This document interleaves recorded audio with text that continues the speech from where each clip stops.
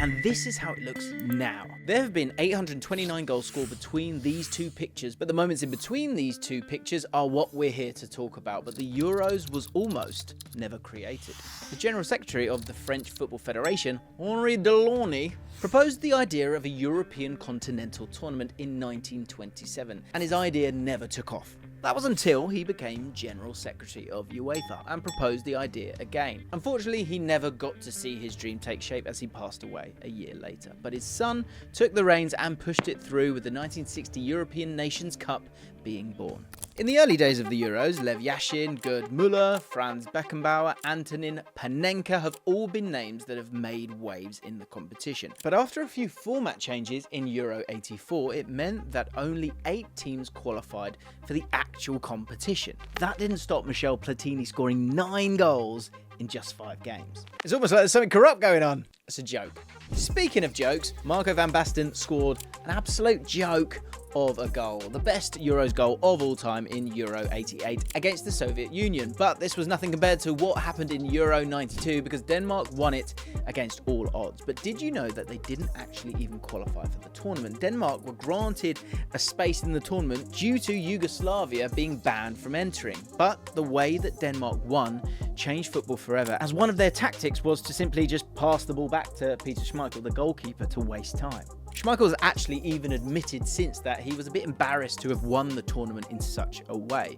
But this did create the back pass rule we know today and paved the way for the modern goalkeeper to be born around 20 years later. Euro 96 is where England started to become prominent in the tournament. This was the first Euros to feature 16 finalists, but also the first time that the golden goal rule was introduced. The final was also decided on a golden goal, but the other 2 iconic moments in this tournament were, of course, Gazza's goal against Scotland, and of course, unfortunately, Gareth Southgate's penalty miss that saw England get knocked out in the semis to Germany. More from Gareth later. Golden goals was still a huge part of the Euros in Euro 2000, and David Trezeguet, who I beat in the air at Wembley once, claim to fame, broke Italian hearts. This win was significant because France became the first team to win the competition whilst also being world champions after their 1998 World Cup win against Brazil. Euro 2004, which is quite possibly the most iconic Euros tournament of all time. Portugal hosted the tournament and were also favourites, with a team consisting of Deco, Luis Figo, and of course a young Cristiano Ronaldo. In their group they had footballing minnows Greece, who were 150-1 to win the tournament. Spain also sat in this group alongside Portugal, and to be honest, this tournament could be a video on its own. You had the emergence of Wayne Rooney on the international stage, where he bullied Lilian Thuram of France, who were the holders at the time. But in that game, France's quality was still clear, as a brace from Zinedine Zidane saw England's tournament starting with a defeat and Zizou vomiting before the game-winning penalty.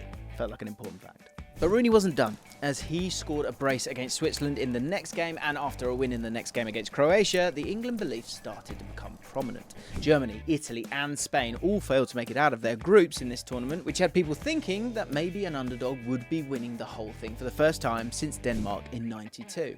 And could this be England? So when Greece, out of all teams, shocked the world and knocked out France, this theory became stronger with every passing minute. But then it was England's turn as they faced tournament favourites Portugal. The match went to penalties. Rooney had gone off injured with a metatarsal problem. David Beckham, who also had problems with his metatarsal, which was a sort of thing back then, stepped up to take the penalty. Missed it. England's first real chance at glory since 1966, and the chance to rectify the wrongs of 1996 evaporated. This surely meant that Portugal would win the tournament on home soil as they faced Greece in the final, and to be fair, this is how it looked until the 57th minute, until Angelos Karastias, the man who had already knocked out France, popped up with a header to see Greece become Euros champions in one of the best underdog stories of all time.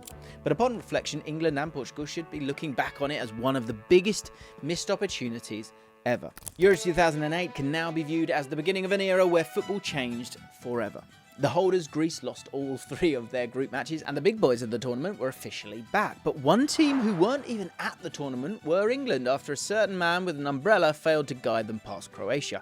But upon reflection, Croatia were better than we gave them credit for. This tournament was the start of their golden generation, with a young Luka Modric taking centre stage. Modric went on to sign for Tottenham shortly after the tournament. Both Germany and the Netherlands looked great early on, with the latter beating France 4-1 in the group stage in what was one of the best Euro performances of all time.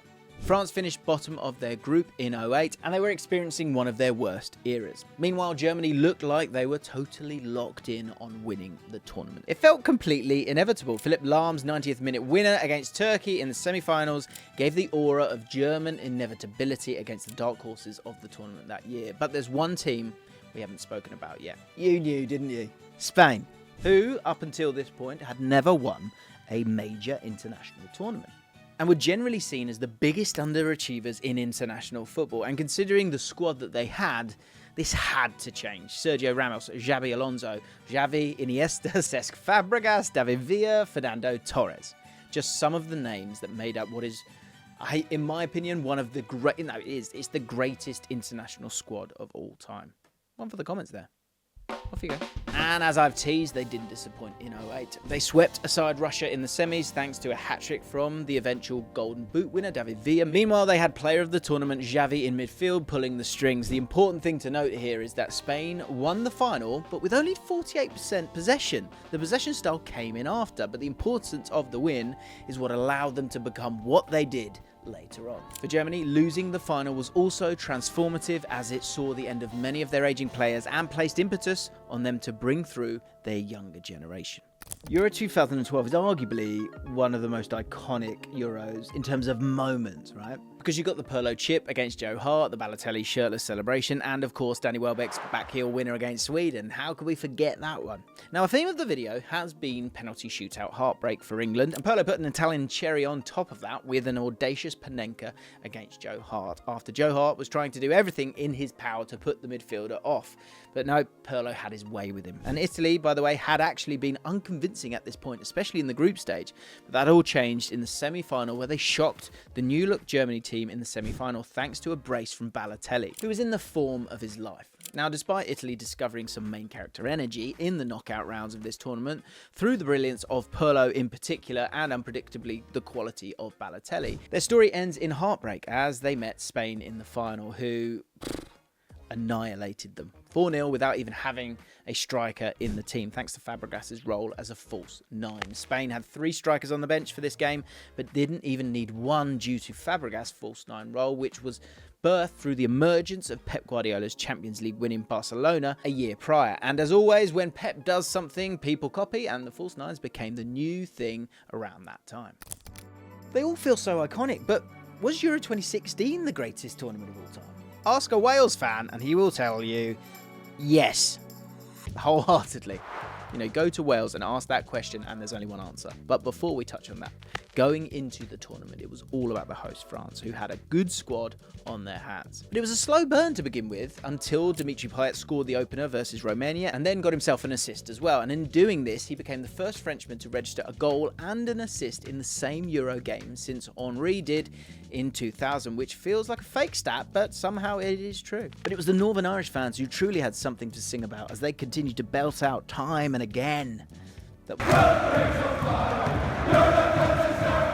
became the sound of the summer that year. Meanwhile, the Icelandic fans had their own songbook. It was simple, but it's one of which featured a percussion-based ensemble, aka they clapped a few times, but pretty intensely, and people seemed to like it. One team that would not hear any claps from their own fans would be England, who got knocked out by the Icelandics. The country of only 300,000 people had just done the unthinkable, and the biggest question was, why the was Harry Kane drinking corners? Elsewhere, the Wales songbook was being heard by millions as they made their way to the quarter-finals and a game against the much-fancied Belgium. But it looked like the dream was over for Wales. You know what's going to happen, don't you? Nangolan blasted a 30-yard attempt past a helpless Hennessy.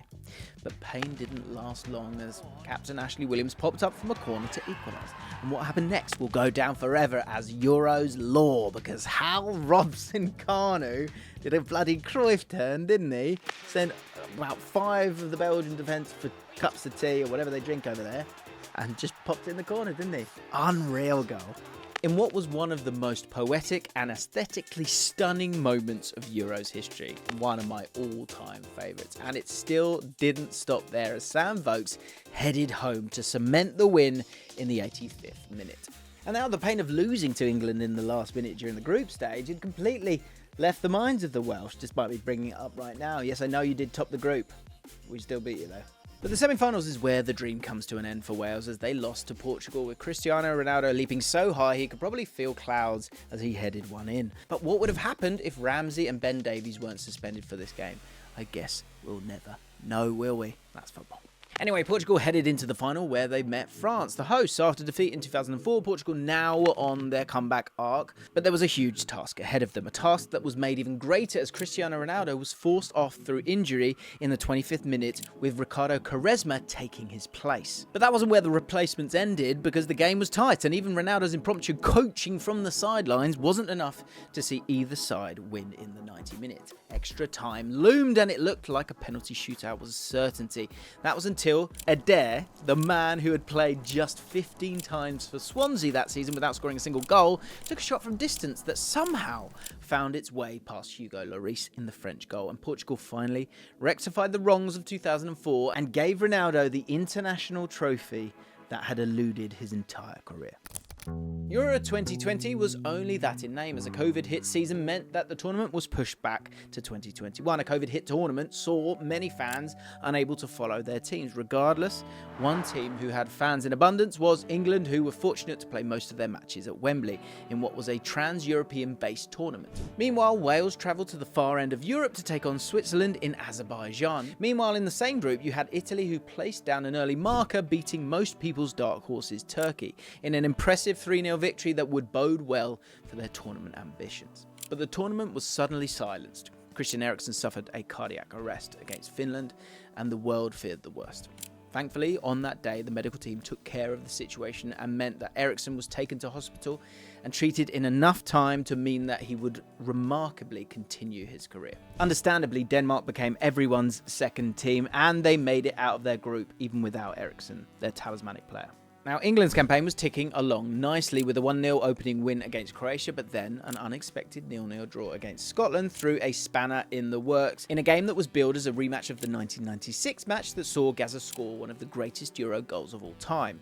Whilst the England match ended goalless, Scotland were on the receiving end of another great Euros goal of Patrick Schick, who scored from the halfway line, and Scotland fans began to ask, why always us? Elsewhere in the group of death, Germany versus Portugal became one of the games of the tournament, with the Germans beating Portugal 4-2 and Portugal's hopes of defending their title taking a big knock. Regardless, Germany, Portugal and France, who were all in the same group, somehow all progressed to the knockout rounds. But France's hopes of doing the international double following their 2018 World Cup win were in tatters as Mbappe, of all people, missed a decisive penalty against Switzerland in the round of 16 to knock them out. Spain were going strong with a 5-3 victory over Croatia, and Italy had just knocked out Belgium's golden generation to set up a Spain versus Italy semi-final.